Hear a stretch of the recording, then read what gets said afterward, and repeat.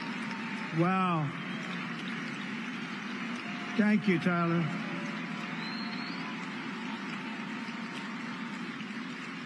Eight times. Can you believe that? Think of that. 8 times, and he's looking great. Thank you very much, and to your family, beautiful wife. With the stroke of my pen on day 1, we're going to stop the transgender lunacy. And I will sign executive orders to end child sexual mutilation, get transgender out of the military and out of our elementary schools and middle schools and high school.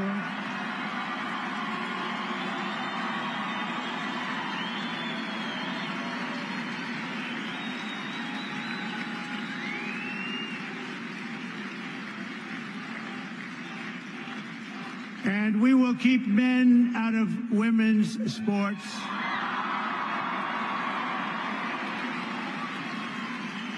And that will likewise be done on day 1. Should I do day 1, day 2, or day 3? How about day 1, right? Under the Trump administration, it will be the official policy of the United States government that there are only 2 genders, male and female.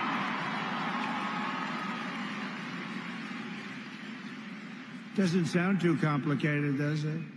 To rescue our economy, I will sign day 1 orders to end all Biden restrictions on energy production, terminate his insane electric vehicle mandate, cancel his natural gas export ban, reopen Anwar in Alaska, the biggest site potentially anywhere in the world, and declare a national energy emergency. And do we have great people in energy?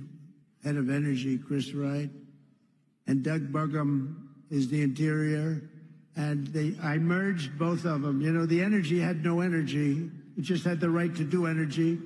And interior had all the energy, but it didn't have the right to drill. So I merged them. And they're great friends. They're both very talented people. We're going to have so much oil and gas and other things, you won't know what to do with it. You'll say, please, President Trump, stop. We have too much. The prices are going too low, sir. Remember, we were $1.84 a gallon gasoline. Wouldn't that be nice? I will direct every cabinet secretary to cut 10 old regulations for every new regulation, which I did last time. We'll be getting rid of a lot of...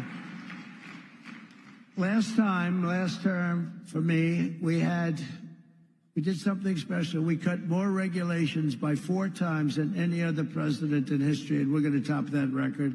Some of those ridiculous regulations were immediately put back on, and they were just hurting our country. That's why we had the best job numbers ever, because of what we did with regulation. You know, we cut taxes more than any president in history, and we cut regulations more than any president in history. And when I asked the people that run the big companies, which is more important, cutting the taxes or cutting the regulations, every single one of them so far has said the regulations were more important for jobs and everything else. Who would think that?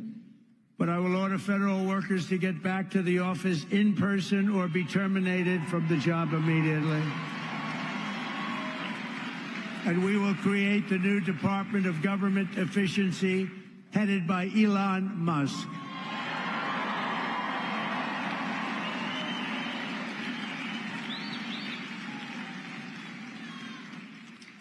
And no, he's not taking the presidency. I like having smart people. You know, they're on a new kick. Russia, Russia, Russia, Ukraine, Ukraine, Ukraine, all the different hoaxes. And the new one is, President Trump has ceded the presidency to Elon Musk. No, that's not happening. But Elon's done an amazing job. Isn't it nice to have smart people that we can rely on? Right? Don't we want that? He's done a great job. And I'll tell you, he landed that rocket a few months ago, It landed. It's coming down so fast, 17,000 miles an hour, he says, and coming down. It looks like it's getting ready. And then all of a sudden, the jets go on. It slows it down. Then it's almost stopped it. And it guides it over left, right, up, high, down. I said, what the hell's going on? Because nobody ever saw this before. And then it has the big gantry, very expensive. It looks like it's going to be smashed to smithereens. And then those jet engines roared from the bottom. It's coming in this way, a little hot. And the engines, pushed it straight. It landed. And it was like you're hugging a beautiful baby. Baby. No, not that baby. But it was the most incredible thing. And then he got into his car and/or plane or whatever, however he went, and he went to Pennsylvania, and he stayed up there for a month and helped us to win that state, which we won by a lot. So he was really good. And he supplied Starlink for North Carolina when they had no form of communication. They said, sir, do you know Elon Musk? Yeah. Well, we can't get Starlink. It's very hard to get. And I called Elon. We have to get some up there. You got to get some up there. And he got over 2,000 units. It's a lot. And they flooded it with Starlink, and it was so good. It saved a lot of lives, so we want to thank him. But no, he's not going to be president, that I can tell you. And I'm safe. You know why? He can't be. He wasn't born in this country. But the fake news knows that. No, he's a great guy, and we want to have him. Everybody, so many people are in this audience that have helped, so to an extent that you wouldn't believe. But we're going to bring transparency and accountability back to our government, and we'll be very soon, you're going to see it drain the swamp. We're going to be draining that swamp at levels never seen before. And I hope everybody goes home and reads the congressional report on the criminal activities of the Unselect Committee of Political Thugs, J6 Committee. What they did is so illegal. And Congress has done a fantastic job on that. They just put out a report. They call it an interim report. It's brutal. On them, not on me, on them. And it's terrible. What they've done to this country is just absolutely terrible. But we'll end the left's campaign of racial discrimination and restore equality to our land and all over our land. And you see that happening so much with the vote and the kind of vote we got. Nobody ever expected anything like that. And I'll end all of the Marxist diversity, equity, and inclusion policies across the entire federal government immediately. And at the same time, we will ban these unlawful policies from we're going to ban them from the private sector as well. In America, we believe in the merit system. And now, because of the major decision handed down recently by the Supreme Court, our country has again gone back to the merit system. That's what made our country great. And I want to just thank the Supreme Court, because that took a great deal of courage for them to do that. And some people were surprised by it, but that's what made us great. Merit made us great. I will direct our military to begin construction of the great Iron Dome missile defense shield, which will be made all in the USA, much of it right here in Arizona. You know, Ronald Reagan wanted to do it many, many years ago, but they didn't really have the technology. It's lucky that he didn't, because they didn't, but they have it now. We can knock a needle out of the sky. And as Commander-in-Chief, I will restore the proud and historic names of our great military bases like Fort Bragg. We're going to get them back.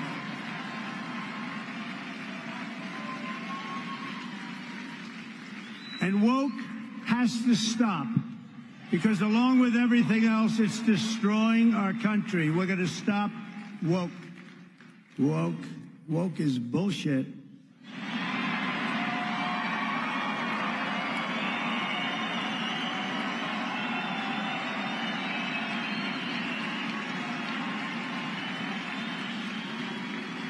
As an example, In addition to the military bases, I understand they want to now rename 14 ships. We want to rename them. Some of these ships have had a great and glorious past. They want to take the name off and put another name down. Oh, I can imagine whose name they're going to put up. Not going to happen with me. It's not happening with me, I can promise you that.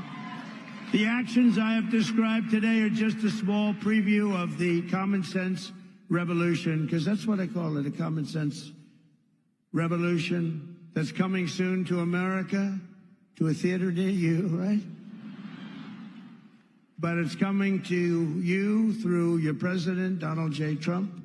The people have given us their trust, and in return, we're going to give them the best day one, the biggest first week, and the most extraordinary first 100 days of any president in American history. And in conclusion, on January 20th, the United States will turn the page forever on 4 long, horrible years of failure, incompetence, national decline, and we will inaugurate a new era of peace, prosperity, and national greatness. It's going to be national greatness. It will be something very, very special. And you could use a little of that because you haven't seen any of it in 4 years. What's happened to our country is so sad. We're going to cut your taxes, end inflation, slash your prices, raise your wages, and bring thousands of factories roaring back to America and right back here to Arizona. Because when I agreed to do this, and I had to do it for Charlie because he's special, but I said, Charlie, I'll do it, but this has to be also a real tribute to Arizona because they gave us such a big win. And I said, I'll get in my plane at 4:45 in the morning, and I'll fly here, but we have to really acknowledge and take care of the people of Arizona because you were fantastic. And I just want to thank you for that big win. Not an easy win. And we're going to build American, we're going to buy American, and we will hire American. I will end the war in Ukraine. I will stop the chaos in the Middle East, and I will prevent, I promise, World War III. And we're very close to World War III.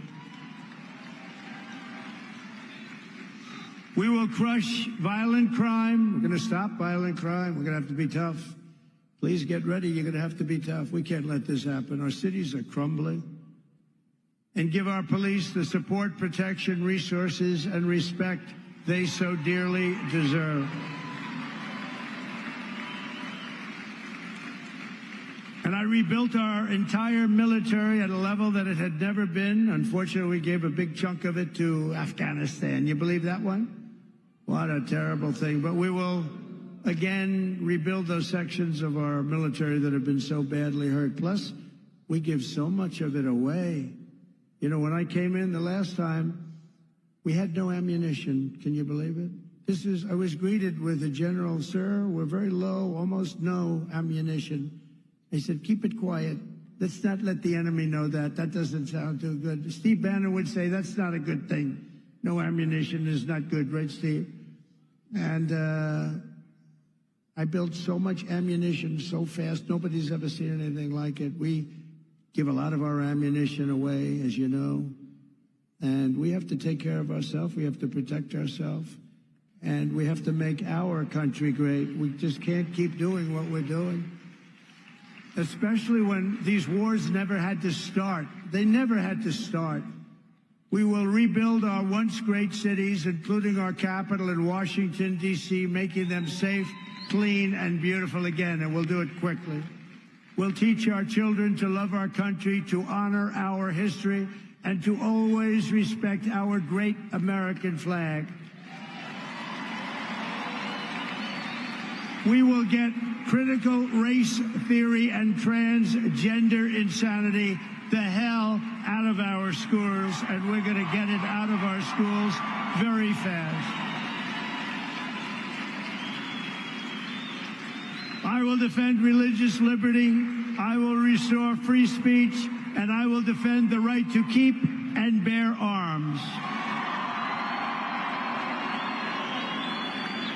And after years of building up foreign nations, defending foreign borders, and protecting foreign lands, we are finally going to build up our country, defend our borders, and protect our citizens. We're going to protect our citizens. And we will stop illegal immigration once and for all. It's going to stop. You're not going to have an invasion of our country any longer. That will stop in just a few very short weeks. We will not be occupied. We will not be overrun. We will not be conquered. We will be a free and proud nation again, a nation led by competent people, a nation that we can be proud of. We're going to be so proud of our nation. We already are. It's already happened. Remember what I said. There's new light all over the world, not just here. All over the world, everyone will prosper. Every family will thrive. And every day will be filled with opportunity and hope. And will be filled with a thing called the American dream. You can have the American dream back. For the past 9 years, you and I fought side by side against the most sinister and corrupt forces on earth. And in our magnificent victory on November 5th, you showed them once and for all that this nation does not belong to them. This nation belongs to you. That's what happened. It was hardworking patriots like you who built this country. And in 2024, it was hardworking patriots like you who turned out and voted and saved our country. That's what happened. After all we have been through together, we now stand on the verge of the 4 greatest years in American history. We're going to make these the 4 greatest years in the history of our country. With your help, we will restore America's promise. We will rebuild the nation that we love, and we will do it very, very fast. That's what we want. We are one people, one family, and one glorious nation under God. We will never give in. We will never give up. We will never back down, and we will never, ever, ever, ever surrender. Together we will fight, fight, fight, and we will win, win, win. We're going to win a lot. And together we will make America powerful again. We will make America wealthy again. We will make America healthy again. We will make America strong again. We will make America proud again. We will make America safe again. And we will make America great again. Thank you very much. And thank you, Arizona. Happy New Year. Merry Christmas. Thank you very much. Thank you. God bless you all.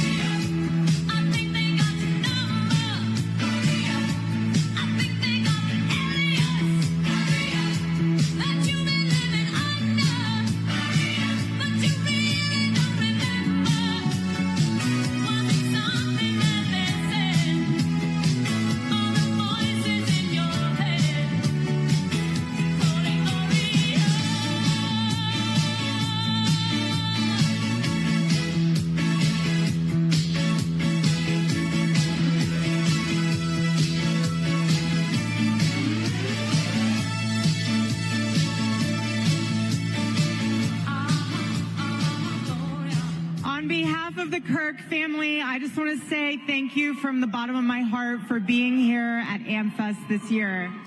On behalf of Turning Point, thank you so much for being a part of this historic event, and thank you for all your efforts in saving our country this election cycle. Merry Christmas, safe travels, and God bless. God bless you guys.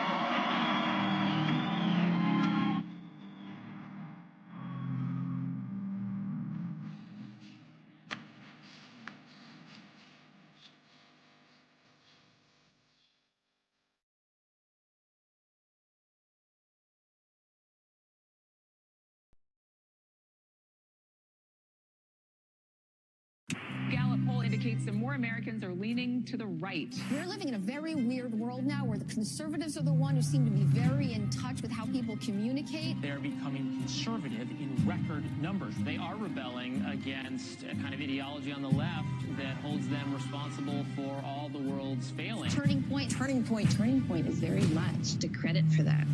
This is a group that operates under the auspices of Charlie It is Kirk. big and it is very organized. They've unleashed parents to object to material in the school library. If you don't want to hear it in a school board meeting, why should children be able to check it out of the school system? They started teaching kids, you know what, we're going to teach kids how to run for school board office. Conservatives are seizing control of the American classroom. 38% of Americans say they're conservative now on social issues. This is the highest percentage ever. Nobody works harder, nobody pushes harder than Turning Point, and nobody produces results like Turning Point USA.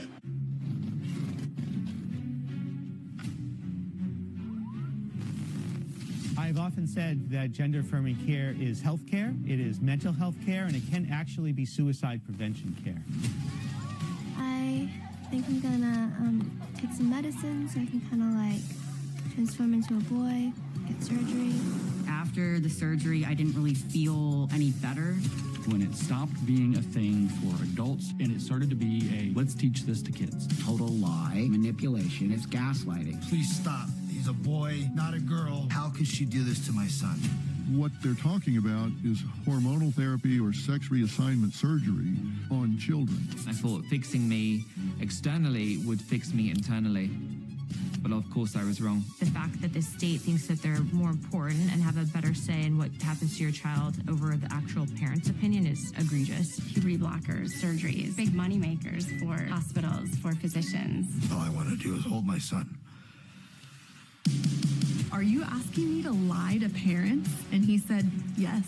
This is a weaponized use of a parent's sympathy and caring and concern by the left to destroy your child. Let's tell kids that maybe they can be the opposite sex. Maybe they actually are the opposite sex. It is an evil thing to tell children that happiness lies on the other side of puberty blockers or double mastectomies. The left so badly wants to blur these lines. That's a 5-alarm fire. It's criminal.